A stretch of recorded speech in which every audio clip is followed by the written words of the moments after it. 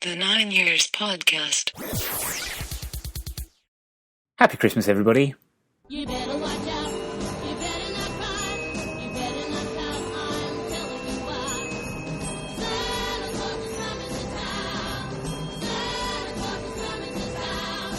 Santa Claus is coming to town. You are listening to the 9 Years Podcast, episode 67, and we are officially in Advent, so the Christmas songs have begun. I am Nick Draper, joined again by Stuart Deakins. And Stuart, are you feeling in the Christmas mood just yet? Or is it still a little bit early for you? Well, it's cold enough. I suppose when it gets cold like this, you sort of feel that it's the Christmas time wrapping up and all that sort of stuff. But, yeah, you can't get away from it, can you? But, yeah, it'd be nice Christmas, get some time off. And, of course, Christmas games coming thick and fast. Yes, much needed time off. But as you also say, it's very, very busy in the football calendar. We are very, very busy over the next few weeks. We're busy on today's show. We'll be looking ahead to our games coming up with Curzon Ashton and Milton Keynes possibly, and all those other things that are on our radar. Curzon Ashton, for example, has been my inspiration this week for a top 7 list. Happy days. So if you don't mind me going first, Stu. The push can. I hear the name Curzon Ashton and I hear the word ash, and I not only think about one of my favourite bands of all time, their classic album 1977, but I also think of trees. For ash is a type of tree. Of course it is. So therefore I've gone for my top 7 types of tree. Okay. Very quickly I'll run through these. We have the box tree, the wild cherry tree, the common juniper tree, the Scots pine tree, the strawberry tree, the beech tree, and of course the crab apple tree. The crab apple tree? Yes. Named after Mrs. Crabapple from The Simpsons. That may not be true. Cool. I will take your word for it. Your top 7 list? Well, I've done nothing clever like that. I've just done... I don't even know what to do this week, if I'm being truthful. I thought I'd done FA Cup last week. But I know we were talking about sport, we were talking about pundits, weren't we, the other week and that, and I thought, well, I was going to do my top 7 sports pundits. Okay. And all time. Not just now, but all time. Mm-hmm. So...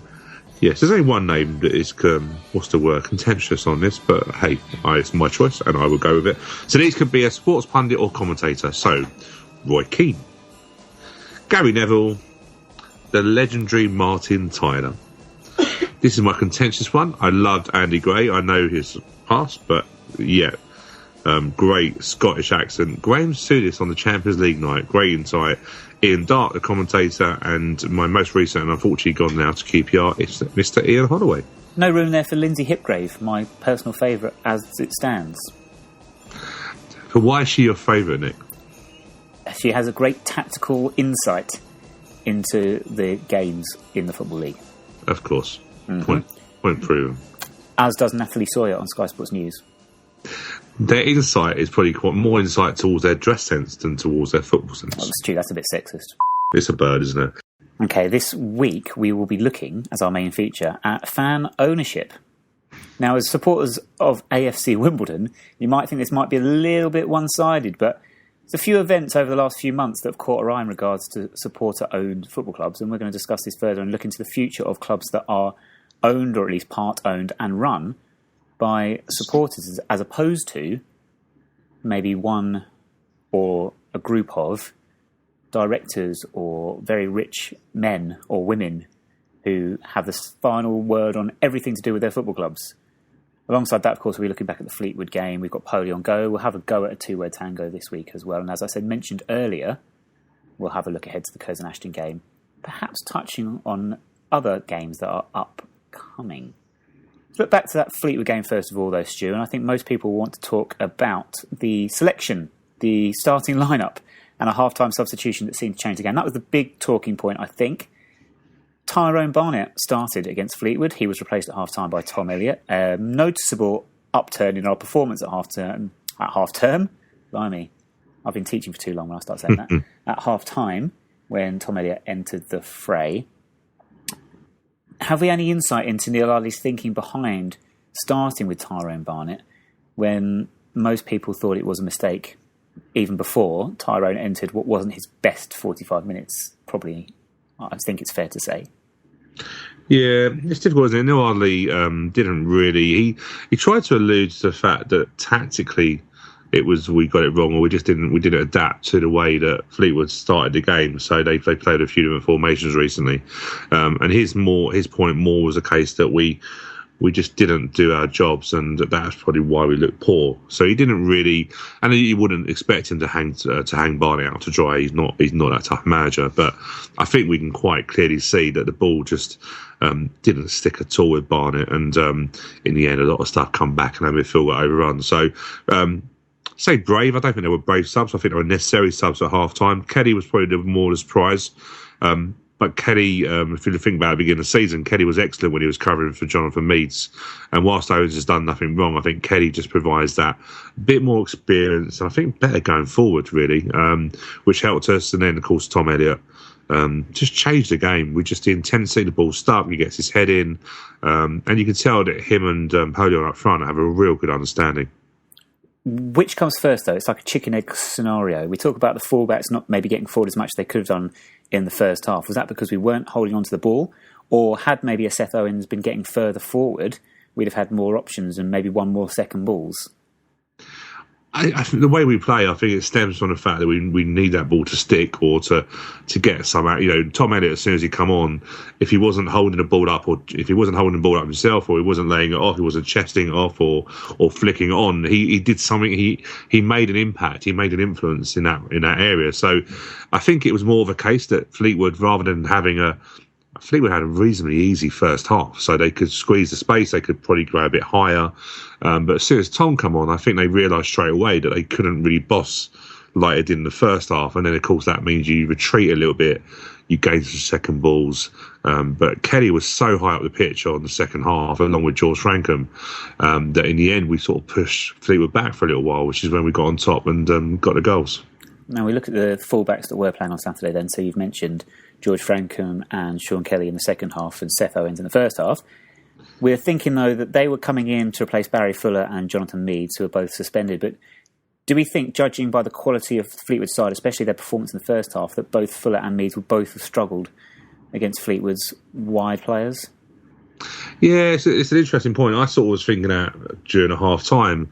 I think the thing is that Barry Fuller and Jonathan Meades, they are very good fullbacks. I think we probably forget how good they are sometimes. And whilst George Frankham has done a decent job at right back covering, he had a real tough challenge on Saturday because he was playing against an informed team, and Fleetwood were very good.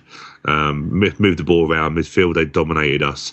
I feel if Barry Fuller and Jonathan Meades were playing, I think they probably would have been a bit closer, a bit higher up the pitch. Closing the space down. We worked well in a unit, and I think you have to remember sometimes when you play as a back four, back five, you include James Shea with that, you tend to play as a unit in terms of you all keep together in a line, you keep basically hunting in groups, and I think that's where Fleetwood had the lion's share of the first half, because having two players out in your back four does make a massive difference. What about the performance of our midfield three? Not the greatest, I would say, from clearly a very talented midfield we have there in Dean Parrott, Jake Reeves and Danny Bullman, but they weren't really on it, were they, on Saturday? I mean, you seemed to get bossed in that midfield. Was that because Fleetwood pushed up with the three in midfield as well? Or was it just one of those days where things weren't falling for those particular players? We just didn't win second balls. First half, the amount of time we didn't win second balls, Jake was being pushed off the ball a little bit too easily for my liking. When you look at the Fleetwood three, they weren't exactly powerhouses, but there was a couple of times where Jake Reeves' body shape just got caught out a little bit, and some errors that you don't expect from Jake just crept in. But the thing with Jake, he's, as we say with Barry Fuller sometimes, he's an 8 out of 10 performer. And when his standards slip a little bit, you notice it heavily because you want that influence from that midfield area. I thought the second half they got better because we ended up keeping the ball in higher positions and they were able to influence. But yeah, it probably wasn't their best game. But the great thing about it is we didn't have a great game. I can't really say there wasn't many players that I would say would come out with, a 7, 8 out of 10 on Saturday. But we have this great ability of just digging into games, keeping ourselves in games. And if you look at James Shea, he had some good saves to do, but not at any point did we really go, we're getting overrun here. And that's a credit to the team at the moment. Fleetwood were a decent side, though. I think one of the more impressive sides I've seen this season. They move the ball very, very well, and we've already mentioned how they get their wide players forward into good positions. And then they have 3 centre defenders, huge mountains, really, at the back. And I must admit, you can see them being in and around the playoffs come the end of the season on that sort of form, which has surprised me, therefore, to find that their away form hadn't been particularly great going into our game with them. Yeah, I'm not too sure what to make of them, really. They're a good side, but I do feel that if you look at the players we had missing on Saturday, you could arguably go through the spine of that team. So you could go through Darius Charles, Barry Fuller, Jonathan Meads, Lyle Taylor, and we didn't actually play Tom Elliott. I think if we'd had our strongest 11 out, I think we probably would have won that game, and I think we would have nicked it and probably wore Fleetwood down. And that's not taking away how good Fleetwood were, but I think they got us at the right time in terms of some of the personnel we had missing. But again, like I say, the fact that we are able now to stay in games that arguably you could say Fleetwood, and if you look at the stats, Fleetwood had a lot more shots than us and possession-wise. But we just stayed in the game, and to get ourselves into a winning position, 76 minutes, what time we scored? 75th minute. To get ourselves into a winning position, the only frustration I have is that we just didn't kill the game. And I said to you on Saturday where I felt we made a really big error they call it game management, and we didn't do that effectively on Saturday. Well, was there not? The equalising goal came, if you rewind it back, I think, where we had an opportunity just to slow the game down, maybe put it in the corner, and we've gone chasing a third goal. Yeah. And we've then obviously lost possession, and then the goals come from there. That said, we still should be defending those set pieces. Both goals come from corners, had they not? They did, and when I look back at them, I didn't actually realise how simple they were. They were really simple goals. There was nothing special. If you look at it, sometimes you see people getting blocked off and stuff like that. There was nothing special in the goals. And the second goal was probably the most frustrating because from my looking at it, it looks like Tom Elliott is the one that lets his marker go, which is just unbelievable because he's our best header of the ball and he had such a good game. But it just shows you. If you don't switch on, if you just get caught by if you get caught on your toes or you're not on your toes as such. But yeah, I just said to you, if we wind it back, the last sort of 5 minutes, we had a 1-on-1 with Podon got clean through, didn't he? And it looked like it bounced up to kill the game off. And then my biggest frustration was Jake Reeves going wide right, running into a corner. And I know why he did it, because he wanted to kill the game off. There was a person spare in the middle, but centre the ball, gets defended, gets cleared, and then they get the corner. And I just felt, do you know what? At that stage, the ball should have stayed in their half, should have stayed in their corner, make it messy, make it horrible, and you win the game. And you get 3 points that really we've stolen because we didn't deserve to win on Saturday. That equalising goal, though, was a standing free header, wasn't it? He didn't have to jump. No, and if you look at Tom, Tom's the one. Tom and Kelly, from memory, are the ones looking at each other. But looking back at some other corners, it looks like Tom was the one that should have been picking up McLaughlin. And who, to be fair, I thought was decent, actually. I did like McLaughlin. I thought he was very good. Bolger just basically heads anything because he's about 6'8". Pond is just a living legend to go through all the league. He's gone through from, I think, not Common Counties, but Northern League, and still playing at League One. But McLaughlin, for me, is the one that's very good technically, and I was really impressed with him. 2 last things I want to touch on from that game. Lyle Taylor, you mentioned there was missing. Bit of a surprise not to see him in the squad. Nothing major, though, I understand. No, we understand. Nothing's been made of it, but we understand it's a back injury he picked up. He was there after the game in the main bar with that. So I just quickly actually want to say that the club this year have learnt heavily from this time last year when we got beat by Stevenage, same sort of time. Christmas party, but the boys all went into the back bar after the game, mingled with the fans. And it was quite openly said that they were going for their Christmas party, but we didn't have any of this stuff about getting on coaches to go to Manchester. I believe, from my understanding, that it was a reasonably local Christmas party they had. And it was just so good that we've learned from last year. And everyone in the end wished them well to go to their Christmas party rather than the resentment from last year. Absolutely. We don't ever want to repeat, and I'm not sure we're ever going to have it either, of the fallout from last year's Christmas party. But hey, at the end of it, turned our season round, as Adi Aziz mentioned on this here podcast. It did. It was the moment that turned our season around. The moment that potentially could have turned our game around on Saturday was the penalty. Was it a penalty? No. No. No. I thought at the time it was. I think I said to you, the referee's given us nothing all game and been a right for painting him for verbals. It wasn't great, yeah. Yeah, and if he gives us a penalty, it's got to be a Stonewall penalty. However, no. It looked like to me that the first contact was out of the box. Yeah. And Tom's made more of it. Probably, and don't get me wrong, he's a forward, so I want him to make more of it. I don't want people to stay on their feet too much because people don't. That's the way football is nowadays. It's a what's the word? It's the sportsmanship of the game. It's just how it happens. It's the unwritten rules. But no. Interesting though, how I was thinking we've had so many penalties this year. We've had loads. I know. I was thinking about this. We almost seem to get one every home game at the moment. Yeah, you just wonder whether that's because of the style player we have. You know, people trying to block Tom off. Polon is just ridiculously fast and nimble in the box. And Lyle, bless him, just rolls defenders and does what he does. So we've had loads of penalties. It's been great. We keep having this decision about who's going to take a penalty, and we seem to have like a mother's meeting every time we get a penalty. We do seem to have a debate every single time we get a penalty of who's actually going to take it. But I think we've only missed one though this season, if I've got that correct. So yeah, we make it. That was Lyle, wasn't it? So we get it right. Whoever we decide normally to take the penalty, it's normally the right decision. Definitely. So we're not going to argue. Finish up the Fleetwood game then, the 2-2 draw. Are you a little bit, before I do this actually, are you a little bit concerned about our form? I know you were saying we're not playing great, but we're digging out results, which is what you want. But aside from the Bury games, last few games haven't been great. A Mill performance, which wasn't, from all reports, the best, although we dug out a 0-0 draw. Bradford game, where we've lost. Oldham, where we've drawn away. I know you can never sneeze at a 0-0 draw away from home, but against a struggling side. And then more drop points against Fleetwood. We're not on all cylinders, are we, just at the moment? Well, no, but I'm not overly worried. I just see a team that is very much a team that works their socks off for everybody. Like I say, we stay in games, we work hard. We don't look like we can get overrun by teams. So, whilst I say the game management on Saturday at the end wasn't great, actually during the game we do tend to do a lot of the things right, pick up the second balls, and keep the pressure on the score. And we seem to be scoring goals now when.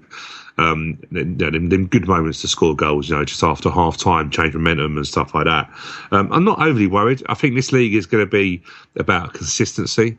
What we were 7th at the moment, picking up a point here, picking up 3 points. I think it's more about consistency, and I think sometimes we have to do that a little bit of a reality check. And if we said, going into the FA Cup second round for December, sitting 7th in the league.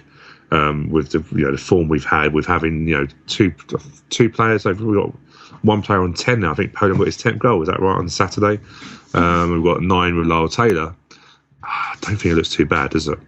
It doesn't. I do begin to wonder, though. You've mentioned the players that we're missing. I do think we are starting to see this whole of that. Options-wise, if you look at the bench on Saturday, when you're missing a Lyle Taylor, when you're missing Andy Barcham, we are seeming a little bit like, what are the options there to change it? David Fitzpatrick, who I'm sure we'll talk about later, gone out on loan, starting to question whether that was the most sensible decision. That sort of player you can bring on when you've got George Frankham that has to play at fullback because of suspensions as well. You're without Barry Fuller, you're without Jonathan Meads. We've got great team spirit and the replacements are doing a fine job, but then perhaps not the replacements we need, or haven't quite got the strength and depth to maybe maintain that playoff push. Not that, of course, we're looking for that. Of course, we've all said we'll finish 5th bottom, and we'll take that. But maybe we have to just be cautious about the squad at the moment. I think if you look at the bench on Saturday, if you look at who could be a game changer, you probably would go with Tom Elliott. Of course, he'd come on. Tom Beer, not want to say game changer, but can do a Danny Bullman job, can do a Dean Parrott job quite comfortably. And then you've got Alfie Egan, who's still untried at that level. Can you? We said at 1-1. Do we go for the win here? So do we bring Alfie on? And I think at one stage, I do believe Alfie was getting ready to come on. He was stripped to come on, wasn't he? And then scored the second goal. And then we went obviously the other way, went for Tom Beer. So you go for holding out rather than, and that was the right substitution. But yeah, apart from that, do I think anything else was on that bench that could make a change? No, there wasn't. So I think in the window, that we've got a BT game live on Sunday. So we're guaranteed from the FA Cup run a good 100k. I'm not too sure whether we spent any money from the Ryan Sweeney yet. So we've probably got a bit in that window. And it's now a case of, do we go, is Eric going to give him funds to go and strengthen that squad? But is he going to do it to give him a chance for, say for instance, say Dreamworld was sitting in a playoff place going into the window, then it's a big decision by the board whether they give that money to really go and say, do you know what, go and get a playoff place, bearing in mind we need as many funds we can to start looking, obviously, for our lane return. Or do we put that cash just aside for maybe January time, just in case a few of our players that other clubs are rumoured to be interested in do depart? It's a very, very difficult decision to make, and I'm sure Eric and Neil are having discussions already about these sorts of things with an eye to the future. Let's finally, like I said I was going to about 5 minutes ago, round up the Fleetwood game. So Man of the Match poll on Twitter that we run every single week. There was a clear outstanding candidate, obviously, for his impact on the game coming on as a second-half substitute. That was Tom Elliott, who won the vote with 58%, ahead of James Shea on 21%, Paul Robinson at 14%, and Dominic Poley on 7%. Don's three-word reports, a few sent to us, despite, again, we've not put one out this week again. We'll get back in the routine after Curzon, I promise. But Hannah Kitcher at Han Kitcher went for Cod War Draw. I'm wondering if that's a Call of Duty or Call, whatever that game is, kind of reference. I'm not sure. I'm not down with the kids, even though I'm a primary school teacher. Probably should be a little bit better than that. M. Sturgey Boy makes his return at Dummy Out the Pram, went for 2 small cod. Yeah, there's lots of fish puns, of course. As there would be. The best cod and chips I have ever had in my life came from that chippy next to Fleetwood's ground. So I applaud the cod puns. And finally, Will GJ at Willie the Womble, your favourite Twitter handle ever, has gone for McLaughlin laughs last. Nice little bit of alliteration there with McLaughlin. As who we said, we did stand out as a very, very good player on Saturday, and he equalised in the final minute. What do you want to do for two-word tango this week, Stu? What type of Wimbledon player?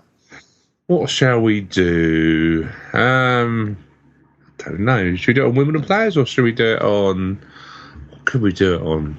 Have we done it on before? Could we do it on maybe non-English Wimbledon players? Wimbledon / AFC Wimbledon players that were not English. Okay. Does that sound all right? Yes, I'm just desperately trying to think of some. Yes. Yeah. I think I've got a few in the back of my mind, yeah. I've got a few contentious ones, yes. Okay. Okay. All right, yeah, I can think of one or two very contentious ones, but yeah, let's go for it. Do you want to go first? Yes. Okay. Are you sure? Yes. Good. Right, let's go then. You gotta listen out for this guy. It's a famous name, but don't flop. Something like Sebastian Coe. Celebrity two-word tango. Yes, you can see it. Shane Smelts. Oyvind Leonardsen. Kettle Waller. Hans Siggers. Heike Hara. Brian McAllister. John Goodman. Effa Cuckoo. Alan Bennett. Gareth Graham. Starley Solbakken. Trond Anderson. Tor Pedersen. Andres Lund. Martin Andreasen. Neil Sullivan. Kenny Cunningham. Oh, no, dummy. Kurt Wheeler. Not Kurt Wheeler. Oh, Kurt Wheeler. Oh, what's his name? I already had Kettle Wheeler there anyway. Dear me. Oh, damn. We did well there. We did pretty well. Oh, I should have gone for Michael Hughes, the Welsh Kerry Hughes. There were so many. John Hartson. Of course, you notice that mine were a lot from the older days because I couldn't think of many from current days. I know. I was trying to think of... when I got on that Irish kick, all I could suddenly think of was Irish players, and I started panicking. I had John Hartson lined up. Shane Smelts. Shane Smelts. Well, we had Shane Smelts. Cool. That was good. There we go. That was good fun, wasn't it? Yeah. Let's go on to something less fun, which is the continuation of our podcast, which is just you and me, which is unscripted again this week. Happy days. So it's all going to fall to pieces, probably. But we wanted to talk a little bit about fan ownership this week, based on a couple of stories that have caught my eye over the last few months. The most recent one, and the one that made us think perhaps we want to investigate this a little bit further, was the vote held this week by supporters of Kingstonian. I'm not sure if you've heard of that team, Stu. I have. They live near us, don't they? I believe so. They believe so. But they are currently in the Ryman Premier League. They had a vote in the week to decide whether they would become a community-owned club, so basically a supporter-owned club, or to remain, as they currently are, as a directors-owned club, in terms, which basically means, profits and whatnot go into the pocket of one man as opposed to being divvied out equally and reinvested in the club as a supporter ownership, democratically elected, voted on big issues democratically. 167 people voted in this referendum. It says a 65% turnout, but it doesn't actually explain. I'm not able to find out if that's 65% of what I assume is members of the club or season ticket holders. I'm not sure. I'm not sure it's season ticket holders, 167, but whatever it is. And they voted, 111 of those 167 decided to remain a directors-owned club, which I thought was very, very interesting, especially in non-league, where the idea of supporter ownership is a lot more prevalent than in the professional leagues. Interesting development. We thought Kingstonian might decide to go down the route of being a community-owned club so their supporters can get more involved, especially at this time when they are searching for a new home in regards to the fact that Kings Meadow is being sold off to Chelsea or what have you. So they need to relocate very shortly. And there's a little bit of unease, I suppose, or uncertainty, I should say, at that club. So it's interesting they decided to go and remain with the model they currently have. It's only on the back of a story not so long ago about FC United, possibly the most famous supporter-owned club, or I should say, when I say most famous, of the clubs that are fan-owned, they would be a flag bearer of that. There are, of course, bigger clubs that are currently fan-owned, but perhaps the fact they're fan-owned flies under the radar. FC United are very famously, along with ourselves, fan-owned, but are struggling and have a very worrying, in their own words, financial position, where they are behind in their expected budget. Their finances are lower when they should be, and they'll need to apply for an overdraft this month, they expect, with attendances falling. And they're still trying to pay off, I think, for the building of their stadium. So problems there. This all comes from a few months ago when AFC Telford United decided to actually start selling some of their shares in their fan-owned model. I think it's the Phoenix version of the old Telford Football Club. And they are now looking for external investment and are changing their model to suit. It's very interesting to me that Telford and Kingstonian have chosen these votes. The idea of fan ownership and supporter ownership is something that's much heralded and much lauded. But is it sustainable? And is it realistic for the vast majority of clubs? Are we, as AFC Wimbledon, with the success we've experienced, are we the exception that proves the rule? You could argue that's the case. We're probably a benchmark. If people say fans own club, we naturally get mentioned in there. Of course, does FC United get mentioned much? Difficult, isn't it? I suppose amongst us we do, but they, some also fans see them as a protest club rather than a sort of protest about the Saturday football and stuff like that. The Kingstonian thing is interesting, actually. When you were saying about the 65% turnout, there was 252 people registered to vote. That's how many they had, and I was reading on this was from their guest book actually, which I like going on people's guest books because you just get an honest, unedited view. Of course, you've got to take the good and the bad. Do you know what I mean? You've got to get a bit of a mixed. You've got to read quite a few reports to get a bit of a good idea. But it looks like the reason why Kingstonian didn't go ahead with it was because they had a lack of adequate personnel that were willing to lead it. That was one of the things. They looked like they had nobody who was able to give up the time needed and probably had the skills needed to lead it. And which got me thinking back to how lucky we were when we started back. We think about, likes of Chris Stewart, Trevor Williams, Ivor Heller, who had his own business at the time, Lou, all the people that were involved at the time. We were lucky that some of those people were able to give up their jobs. Some people didn't work for a little while. So I think sometimes I look back to that.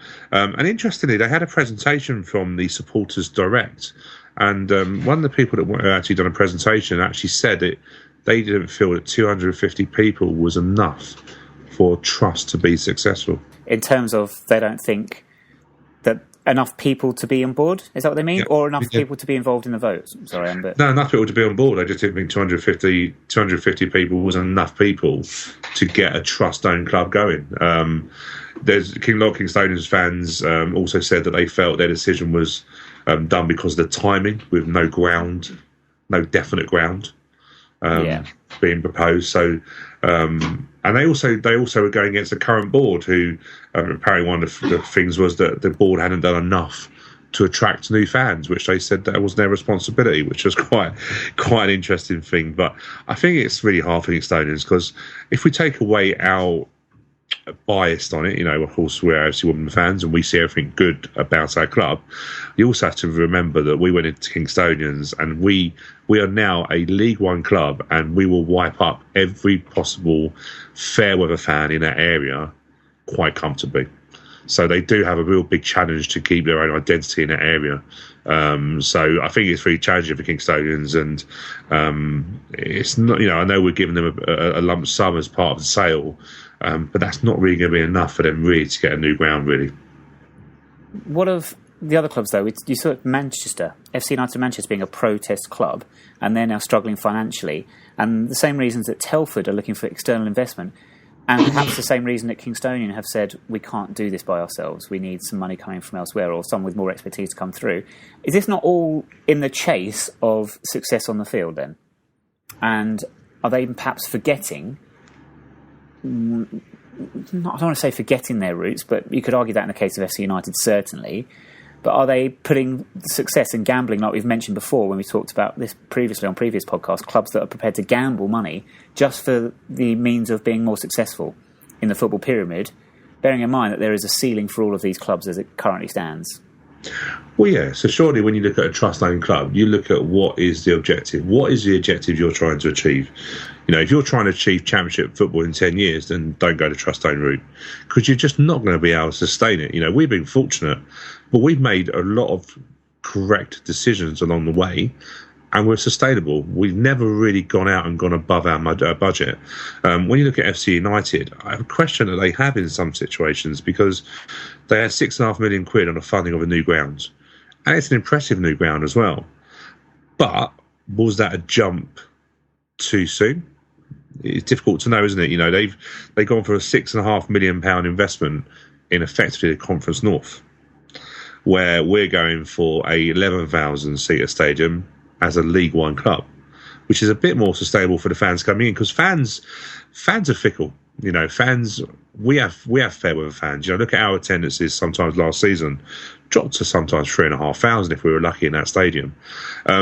It's not a surprise in a way that fans do get a bit bored and they drop out. So their fans dropping, obviously I know they had ownership problems and stuff like that. FC United really are a victim of having a lot of success and now really levelling out, and trying to get out of that division when there's a bit of money being spent in that Conference North as well is challenging. The Telford United thing, it's very similar actually, because when I read through the Telford, they got into the conference and then got relegated. And the last two, I'm looking here, they are 16th in the table at the moment, and they were 2 points away last season of getting relegated into what would have been a Northern Prem, would have been at that end. So their basic thing is they want to get new investments. So they're obviously fed up with not being successful, and I think that's your problem as a trust-owned club, is that fans want to be successful. Would we have encountered that if we hadn't have had that day at Staines, or if we weren't, fortunate enough to get back into the Football League? Would we have sustained ourselves, and would we be having those same conversations? Will we be having those conversations in a few years' time? Because as you mentioned, we were very fortunate with the people we had when we first set up and got ourselves going, that we had the necessary skills and expertise in the right areas to take us forward. But those people that are currently in those roles at the club aren't going to survive forever. Perhaps if we're going to replace them in a few years' time, we will have to think about whether we are sustainable to continue our progress, even with a bigger stadium and the extra income that generates. That doesn't necessarily mean that we're going to be able to continue to self-fund ourselves the way we have been doing. So do we need to look at these other clubs and think, are we going to be finding ourselves in a position in maybe 10, 15 years' time, whatever it might be, where, like you say, attendances, if we're stalling, start to fall away a little bit? and we come into question whether supporters can take this any further. And then do we come to a big philosophical debate about whether we are a club that's run to be successful or a club that was put together to make sure that we are a community asset, we are there to keep football in Wimbledon, and which is currently the opinion of, I'd say, the majority of members, of Don's Trust members who, of course, own the club, have the final say on things, that we want to be a fan-owned club. Yeah, I think, as I said back before, we've made a lot of correct decisions. I think one of the biggest decisions we made was our community presence, our youth teams. You know, they are. I sometimes look at our first team, and I love the success we're having on the pitch in League One. But equally, I've said to you many times before, and you've been down there with me. I look at our youth setup, and it just puts a smile on my face. It's just such a thriving part of our club that is really our backbone of our future. It's our future. It's where we're going to, at the moment, we've already bought players that are 16 and put them on contracts in Paul Cannon-Baye, Toby Sibbett, and there's probably others that are going to be added for it. But that's where the right decision we made was the community aspect and also bringing through our own, which will help us mean that we haven't got to break the bank, hopefully. Wimbledon of old, we sold our youth. We sold the likes of Chris Perry coming through, the Dean Blackwells, the Neil Sullivans. We've done it before. It's just in a different era. I would also say that maybe as a Don's Trust board or Don's Trust members, we haven't had to make those massive decisions yet because ultimately we've been successful. The biggest decision we probably made, and try and think now, was probably safeguarding the fact that no one could take us over, and also probably the bats to Plough Lane. But I'm trying to think. I don't know about you, Nick. I don't know about you, Nick. But what other big decisions have we had to make en masse about the direction of the club? We've been quite fortunate, haven't we? Yeah, there's been nothing that's majorly come up. No, it hasn't. And you're right, we have been fortunate. Not to say it's not going to happen, though. And is now the time, as good as any, that we start thinking about and asking these questions about where the future is. Maybe, I suppose, once we get into the new stadium, that's the time to be thinking about these things, maybe, actually. That would be a more sensible time. But we do have to think about things such as when Eric does depart, for instance, what happens then? Do we have a plan in place for who follows in his footsteps? Bearing in mind, it's probably going to cost us a little bit more money, whoever we bring in to replace him. Yeah, and it's something we've spent a lot of time not researching the trust. We know enough. You and I know enough about Don's Trust, but of course we've been involved with the elections and also interviewing some people on there and Jane and getting involved with that. And so you read a bit more about it and you take more of an understanding. But my biggest concern, I think we've said this before, is succession planning. So, we pay £1 a year for Eric's services, and they are very, very good services. However, if... You mean his services as Chief Executive of AFC Wimbledon? Of course. Before we get into any sort of legal issues there. Of course. But ultimately, we also have to be sensible of the fact that, Eric is of an older generation, and he's a very well man.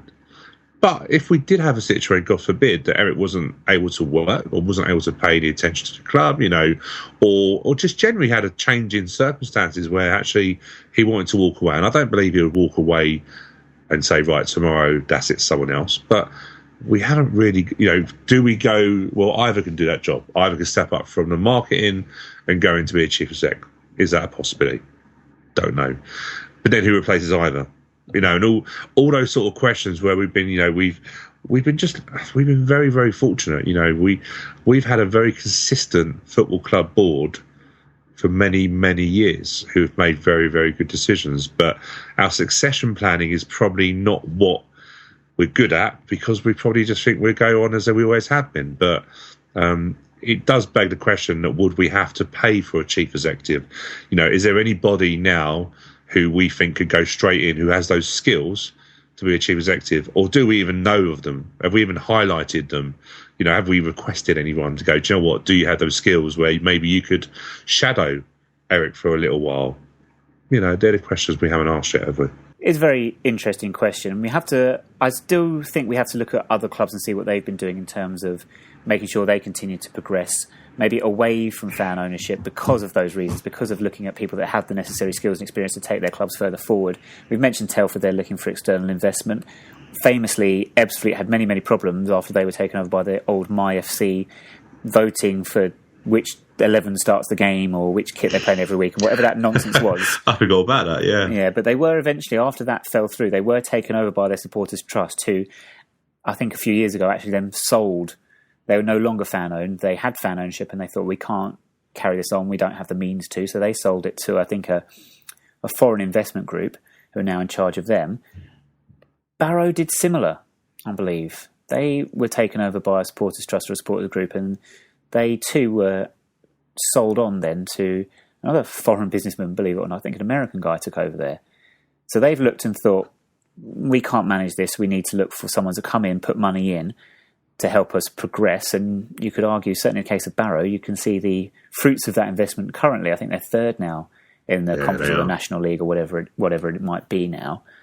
You look at the Football League and you wonder how long it will be before fans of Exeter and Wycombe and Portsmouth begin to wonder whether they need to think about changing their ownership model, because they're not perhaps progressing as they would like to. Wycombe, you could argue, look, Wycombe are fine, they're going to be what they're going to be, but Exeter are beginning to struggle. Yes. And Portsmouth have been stuck in League Two now. This is their fourth season.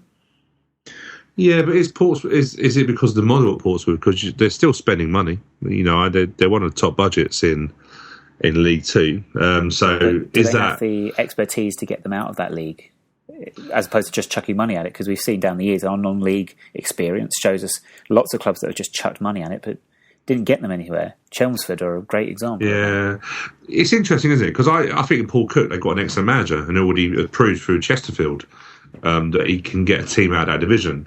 I think Pompey fans want to play in a certain way. They're sort of traditional, we play football on the ground, etc. way. They want to get out of the league. But League Two, Pompey fans are very demanding. We know that from the fact of, you know, whenever they've been to us or we've been to Fratton Park. But I wouldn't say it's because of the lack of spending. It's just sometimes you've got to be lucky to get out of that division. You know, look at Luton Town this year. Great. I look at that squad, Luton Town, but if you look at the league at the moment, you've got Plymouth trying their best to throw it away, and you've got, you know, Wycombe on a great run.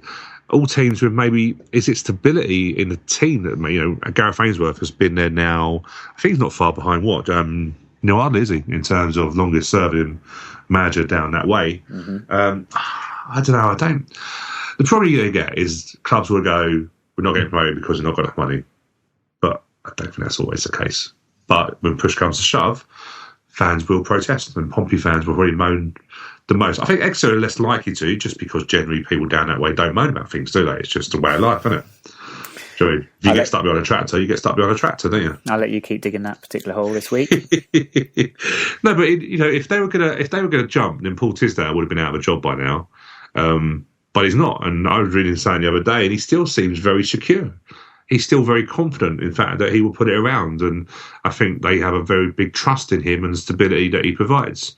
Okay, push that on another 2 or 3 months, they're still sitting around when Newport and that are, then that might be a different story. But it goes away. You know, we've got to be realistic. Fans see the friends that they have who might be a Man United fan, might be an Arsenal fan, be a Chelsea fan, and they want success. And when you say we're a trust-owned club, it sounds great in principle, but the moment you don't start doing anything, then all of a sudden people go, "Oh, what about if we did get some money?" It's the way of the world, isn't it? And with a club like Portsmouth, for example, and I already start to see it, those huge attendances that they had when they first came down to League Two are slowly beginning to dwindle. Not dwindle sounds a bit harsh, doesn't it? But they are falling ever so slightly. And you can imagine if they don't make it up this year, fall a little bit further, and those questions do begin to get asked, don't they? Yeah, and you know, you look at League Two, if I want to say, just quickly wrapping it up, Carlisle this year, Keith Curl, done a great job last year, stabilising that club, brought in his own players, and look at them now. Stability. Lost one game, I think, all season. It's just, I think it's sometimes just giving that manager that opportunity and going, do you know what, put your own squad in there, get your own stamp on it, and we're back here. And that sometimes is better than splashing money season after season.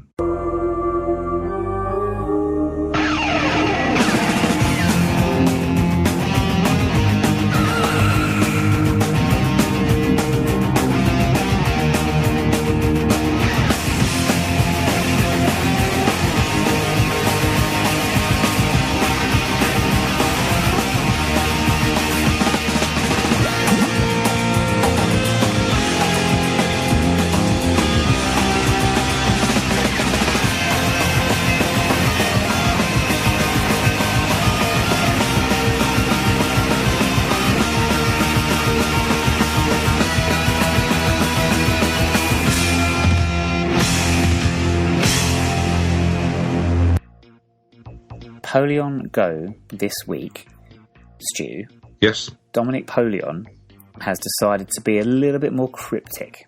Great. To begin with, anyway.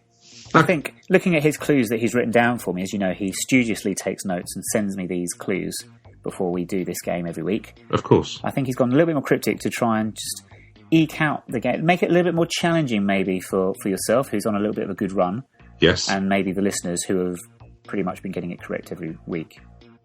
Really? Well, yeah, from the feedback I've been getting, yeah. Most of the feedback tends to be, how did Stu not get it was Gillingham, for instance? We got it on the first clue. Yeah, but it's always saying it after the event. But, you try to do it live under the pressure of the lights and that stuff. The pressure of the lights? Yeah. I'm sorry, are you in some sort of leather chair under a spotlight with Magnus Magson opposite you? It's the pressure you put on yourself, isn't it? It is. I will give you that one. Well, don't put too much pressure on you to get it off to the first clue this week, Stu, all right? That's all I'm saying. Preston North End was where we finished last week. Yes. This week, Dom has travelled quite a long way. From Preston, that is. He says the stadium name, or at least part of it, reminds him of someone famous. He says he can imagine some dreamy days again and again, but he just hopes he isn't too cold. That is very cryptic. It's very cryptic. And I'm just going to go, because he's travelled a long way, we might be looking along the south coast, possibly. I don't know. Let's go. What we've not had already so far. Let's go for something like Bristol City. It's a good logic. It's a good logic. Well, it's better logic than my syntax. There is logic there. However, that is incorrect. Okay. You'll see why with the second clue, in which Dom says he has entered the stadium, or he entered the stadium, and he's very, very happy because he feels quite at home. The colour of the seats in the stadium is making him feel quite at home. So I suggest that would mean there were blue seats. Who plays in blue seats? Who plays in blue seats? Well, nobody, I hope. Well, Who plays in a stadium the fans with of blue Wigan seats? often dress up as blue seats, but I wonder if we are looking at... Let's go to Fratton Park. it's good, but it's not right. I think we've already had Fratton Park as well, so... Damn. Yeah, never mind. Finally then, this is the clue, and many of our listeners who have not yet got it will certainly, I'm sure, get it on this final clue. And Stu, I think you have a chance, although I'm not sure if you'll know this. Thank you. But Dom has watched the game, it was great, it was wonderful, he couldn't really see much from that away end, and he's returning home via the train, and he's gone to the nearest train station to the ground, which is called Prittlewell. Prittlewell? Prittlewell. I've been to that station. Have you? So I swear it rings a bell.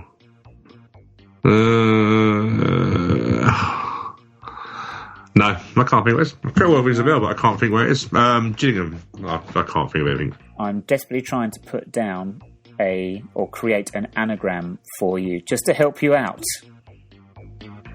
The best I can do on the top of my head is Shoots Rule.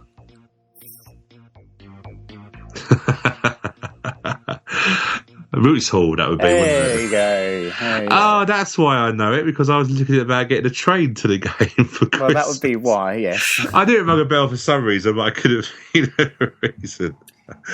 Blue seats, of course, at South End along the coast. Yellow and blue seats, in fact. My logic was right, my knowledge was wrong. Well, nearly. I'm not sure I can give you that with the worst anagram clue I think I've ever done. It was shocking, to be fair, but it was good for me because I'm rubbish at anagrams. Yes, that was very helpful. There you go, Southend United. Who did we go to on Boxing Day this year, do we not? Yeah, £22, I believe. £3 cheaper if you buy it before. So it's £25, but if you buy it beforehand, it's £22 English pounds. £22 is the price to Milton Keynes in a couple of weeks, isn't it? It is quite ridiculous, these prices at the moment, in my humble opinion. But we did that last week. Let's not focus on that now. Let's look ahead to something that's a lot more affordable, at least the ticket price is. Well, for you, the travellers as well. Because it's Curzon Ashton of the Vanarama National League North. That's correct. Up in Ashton-under-Lyne, so we're heading up to Manchester. what's going on with them? They seem to have about 800 games they're trying to squeeze into the space of 7 days. I thought it was to get rid of suspensions.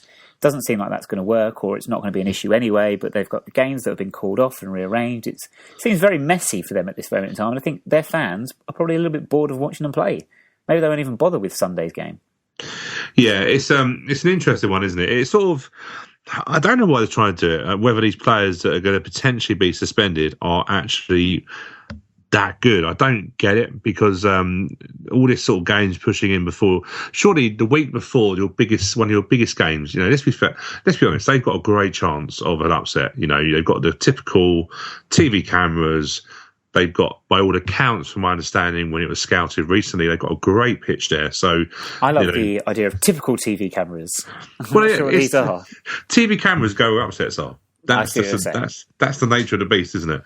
But yeah, it goes back. The week after, the Saturday after they beat Westfield to get through to the second rounds, they played Halifax Town. They won 4-2, and they had 3 players sent off. So that's basically 2 were straight reds. Halifax, sorry. Halifax. Oh, you can bank on that being a violent game. Moving on. So they. That'd be trying to think of the other puns. That's really bad. But they had 3 players sent off. I'm afraid. 3 players sent off. 2 players were straight reds. So they obviously get 3 match ban. Probably on that. So they've tried to fit loads of games in. So they try to bring the FA Trophy. The FA Trophy takes precedence anyway. They tried to bring league games in, but they haven't been successful. There was a game called off on Saturday. They did play Monday night when they lost 2-1 to Worcester City. On there. That must have been a saucy encounter.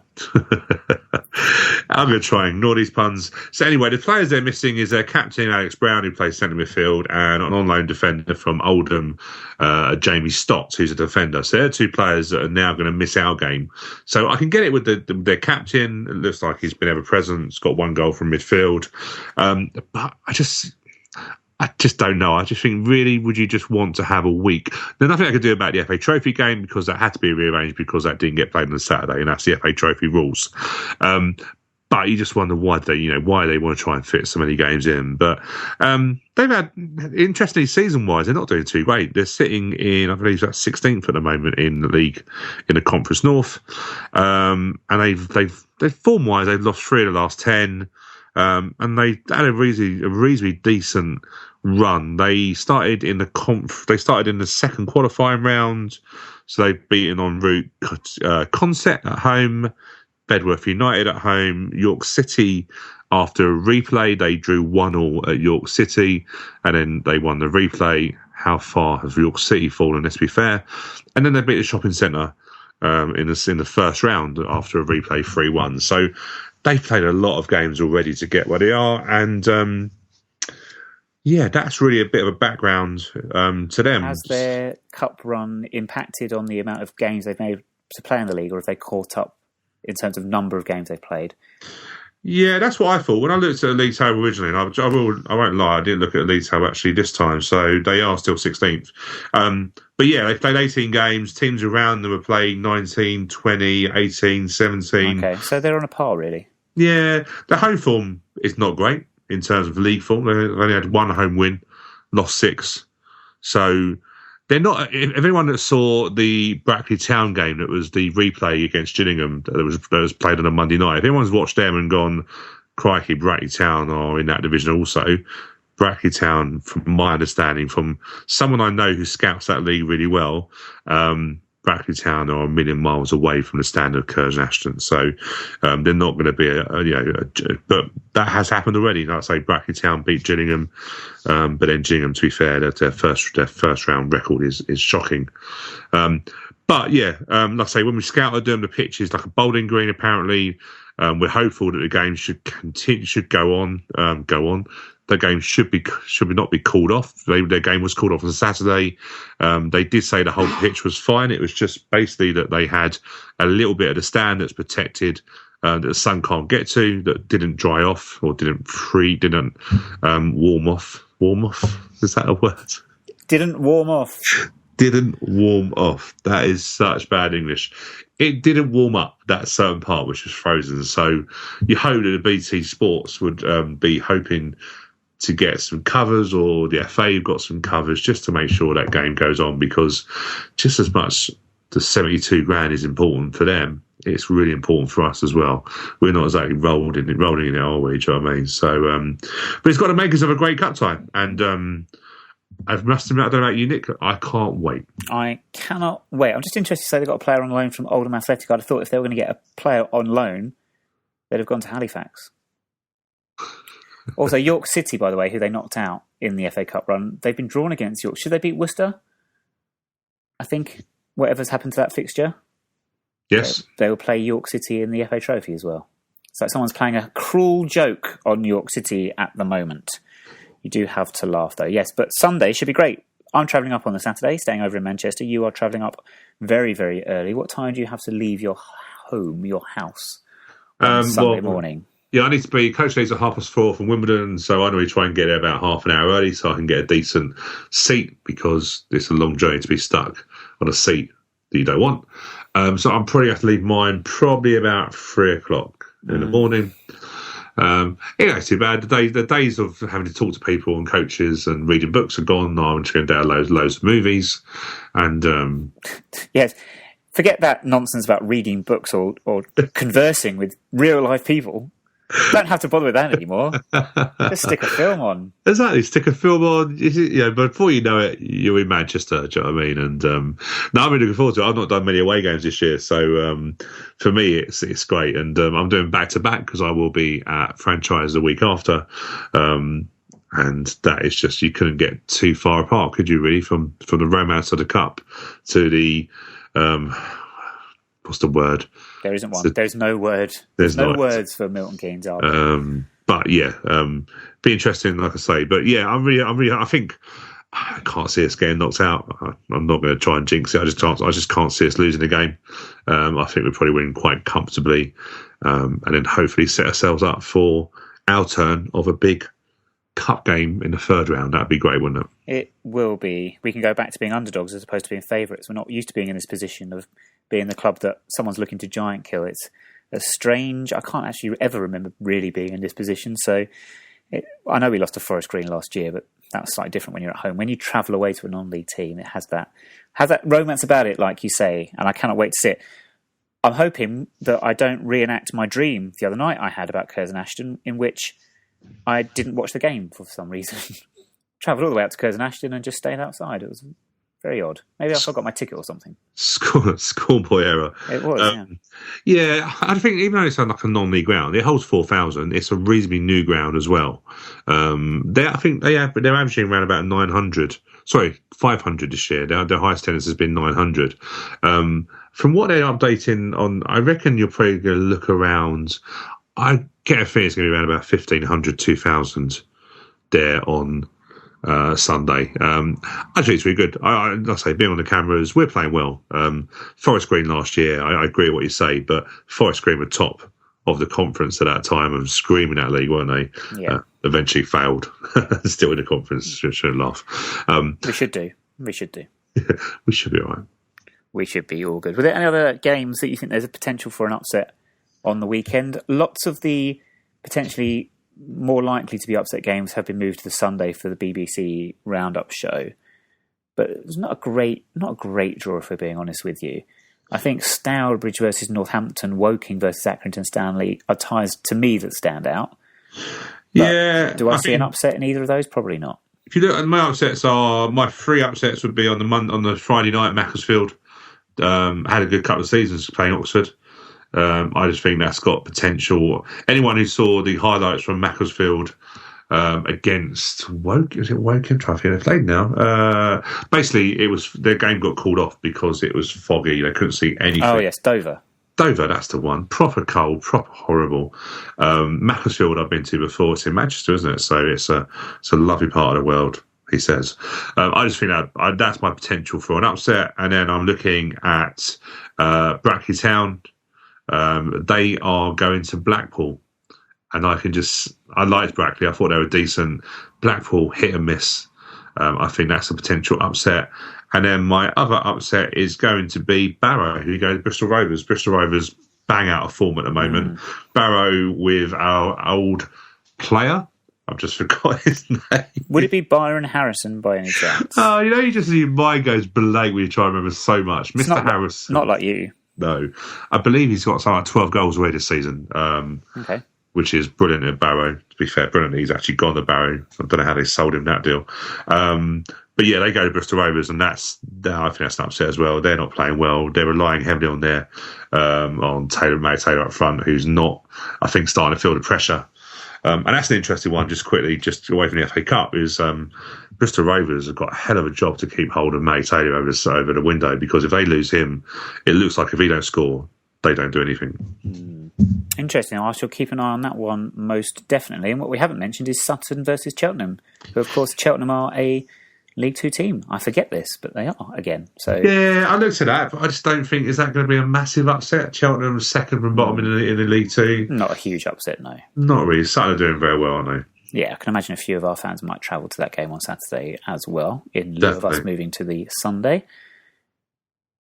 Updates from our game will be available on all the usual channels at 9YRS Podcast on Instagram and Twitter and Facebook. But of course, we are live on BT Sport as well, and the club are showing it in the club bars. So if you're not going up to Manchester, pop down to Kingsmeadow and watch it in the company of many Wimbledon fans.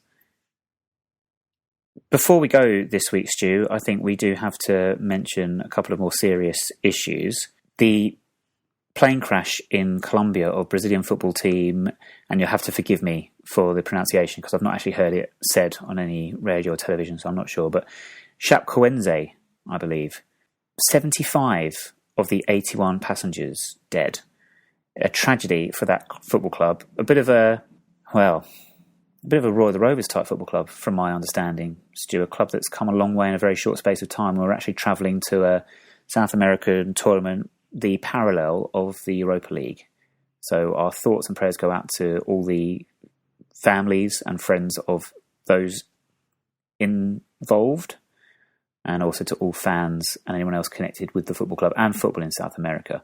It's a real tragedy, and I didn't think we'd experience something like this, if I'm being honest, especially in modern times. But the Munich air crash, obviously it brings back memories of that, and I wasn't expecting in my lifetime to experience something similar. So we do send our best wishes, of course we do.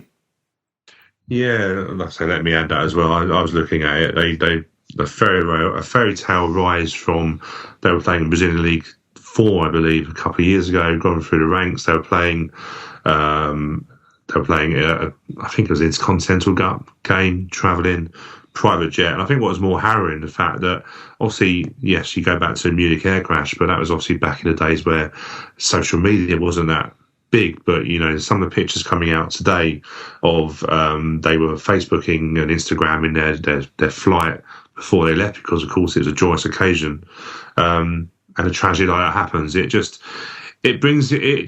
Sometimes there's no sense, is there, at all, and it wipes out a whole football team. And like I say, a lot of people have lost their heroes, their family members and loved ones. And yeah, we send out our thoughts to the families. Absolutely. Puts things into perspective, doesn't it? Also, should we be concerned about the ever-growing, not rumours, the ever-rising number of past players that are coming forward now with allegations of child abuse, whilst as youth team players at various clubs around the country now, not just limited to one particular part of the country, it's spreading. Do we have a crisis? We already do have a crisis, but is it going to get any bigger, do you think, over the coming weeks and months? You can only believe it will, because, of course, it's taken a few brave ex-players to come out and say what happened, which it's difficult, isn't it? Because the culture back in the old days of football was a man's game, the old expression of man up, get on with it, you know, that sort of. But these youth academies, you know, you read some of the stories, you know, these coaches had the future of players in their hands, and obviously had authority as well. And to think that it's been abused, and from what we're hearing, of course, these are allegations that it was swept under the carpet and nothing done, is is just disgraceful. And like I say, I think there's going to be quite a few clubs that are going to be coming out eventually and having to make some really serious statements. And the FA have to surely get involved, because there's been... It's still a little bit too quiet. I appreciate their allegations, and of course investigations have to go on, but you do seem to think, of course, nowadays in the age of having to have certain, you have to go through a lot of background checks, etc., now to work with kids at any level, which is right. But this could be going back to the 80s and 90s and stuff like that. And you sort of hope that it sort of finishes now, because at the moment it's bad enough now from what's been already said. But I can only think more's going to come out. On that note, brings us to the end of this week's show. Bit of a somber mood to finish this week, Stu. I don't think we can end this way. I think we just need to end it on a more upbeat tone. Okay. I can only think of one way to do this. One more go of two-word tango. However, not with Wimbledon players. Let's just attempt one more time. Let's go for famous musicians and see how far we get. Musicians? Yes. Singers, songwriters, drummers, whatever it might be. Okay. Just anyone at all. Yes. See how far we get. Not far, yes. I'll start this time. Cool. You gotta listen out for this guy. He's a famous name, but don't flop. There's something like Sebastian Coe. Celebrity two-word tango. Joey Tempest. Elvis Presley. Ronan Keating. David Bowie. Nadine Coyle.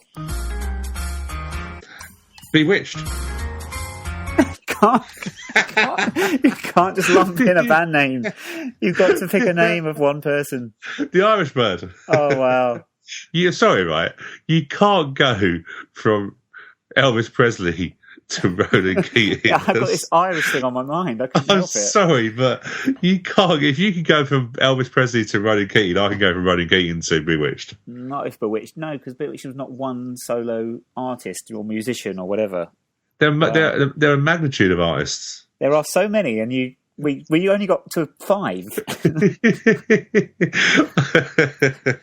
Wow. I was struggling. I had all his names on my head, and I was just still thinking, I can't believe you've gone to Ronan Keating. No, what can I say, Stu? Life is a roller coaster. You've just got to ride it. And on that note, we shall see you next week. Please join us next week. Stu, we're going to be joined by Alan Pardew. Can't wait. Yeah, just because it's so funny, really. Maybe he'll bring us some bad luck, so maybe not. Maybe we won't invite him on. We'll discuss his record in 2016. Thank you very much for listening this week. Thank you very much for all your great comments on Twitter and Facebook, and 5-star ratings reviews on iTunes. We shall see you on the other side of the trip to Manchester next week. Have a good week. We'll see you there.